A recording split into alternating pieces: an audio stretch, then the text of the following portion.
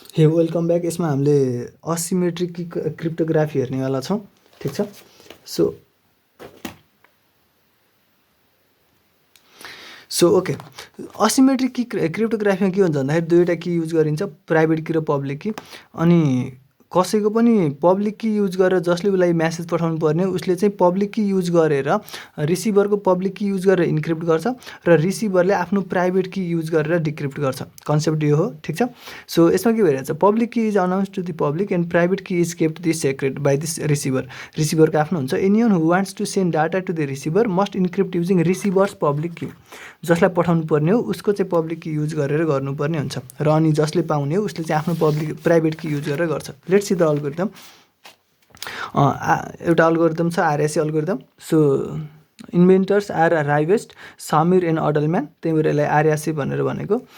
Uses two numbers E and D as public key. E भनेर इन्क्रिप्सनको लागि use हुने भएर पब्लिक की, अनि D भनेको प्राइभेट कीको रूपमा युज गर्छ दुईवटा नम्बर।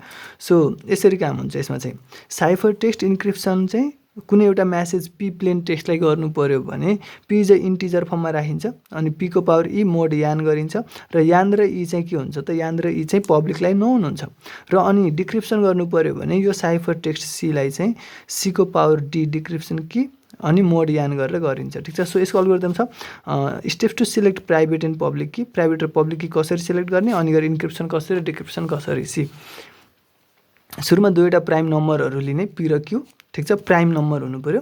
अनि गएर calculate n equals to P into Q। N is modulus for encryption and decryption. N calculate गर्ने मतलब दुईटाको मल्टिप्लिकेसन P र Q को, त्यो चाहिँ के भयो त अब इन्क्रिप्सन र डिक्रिप्सनमा युज हुनेछ। मतलब मोडुलस गर्नलाई क्यालकुलेट फाइ यान क्यालकुलेट गर्ने। फाइ यान भनेको P - 1 इन्टु Q - 1 हुन्छ। सिम्पली बुझ्दा भयो। ठिक छ। So choose random integer E। अब ऱ्यान्डम इन्टिजर E हामीले मतलब पब्लिक की अब हामीले छान्दैछौँ कहाँबाट भन्दा 1 देखि फाइ यानको बिचमा, 1 देखि फाइ यानको रेन्जभित्र, अनि फाइ यानसँग को प्राइम हुनु पर्यो। को प्राइमको मतलब कस्तो भन्दाखेरि फाइ यान र E को चाहिँ फ्याक्टरहरू चाहिँ के हुनु पर्यो त, 1 मात्रै हुनु पर्यो भन्न खोजेको कुरा। ठिक छ। कमन फ्याक्टर चाहिँ अरू हुनु भएन 1 बाहेक। ठिक छ। जस्तो 5 र 7 आर को प्राइम मतलब 5 र 7 को दुईटैको फ्याक्टरहरू चाहिँ 1 मात्रै हुन्छ, कमन चाहिँ अरू हुन मिल्दैन। ठिक छ। त्यसलाई चाहिँ को प्राइम भनिन्छ। त्यस्तो हुनु पर्यो, त्यस्तो चुज गर्ने। त्यसपछि D क्यालकुलेट गर्ने as E into D equals to 1 mod phi n गरेर क्यालकुलेट गर्ने। मतलब D equals to E inverse mod phi n गरेर क्यालकुलेट गर्न मिल्छ। र इन्भर्स मोडुलस निकाल्नलाई हामीले छुट्टै तरिका अपनाउनेछौँ। त्यो कसरी गर्नेछौँ त्यो पनि हामी सिक्नेछौँ। ठिक छ।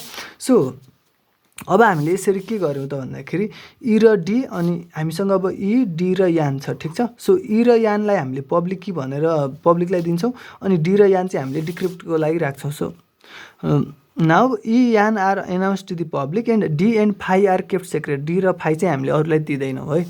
अनि अब यसमा इन्क्रिप्सन गर्नु पर्यो भने के हुन्छ त, अब हामीले दुईवटा की फाइन्ड आउट गरिसकेका छौँ, पब्लिक की र प्राइभेट की।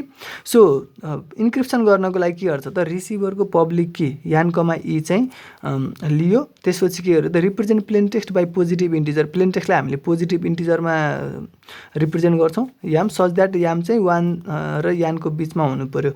त्यो यान र 1 इज लेस देन याम चाहिँ 1 र यानको बिचमा हुनु पर्यो। कम्प्युट साइफर टेक्स्ट, अनि हामीले साइफर टेक्स्ट चाहिँ क्यालकुलेट गर्छौँ युजिङ याम, त्यो मतलब म्यासेजको पावरमा पब्लिक की मोड यान गरेर। ठिक छ। यसरी नै इन्क्रिप्ट गर्छौँ अघि हामीले फिगरमा हेरे जस्तो। अनि त्यो साइफर टेक्स्ट चाहिँ अब हामीले रिसिभरलाई पठाउँछौँ। रिसिभरले डिक्रिप्सन कसरी गर्छ, आफ्नो प्राइभेट की युज गर्छ। कसरी भन्दाखेरि सिम्पल छ, यो म्यासेज रिटाइप गर्नुपर्ने छ साइफर टेक्स्टबाट, त्यही भएर C को पावर D मोड यान गरेर गर्ने। ठिक छ। Extract plain text from message representative m. अब यामलाई कुन आधारमा रिप्रेजेन्ट गरेको थियो त्यही आधारमा उसलाई के गर्ने त, एक्सट्र्याक्ट गर्ने। ठिक छ। यो थियो RSA अल्गोरिदम। अब हामीले यसको इक्जाम्पल हेर्नेवाला छौँ न्युमेरिकल सल्भ गरेर।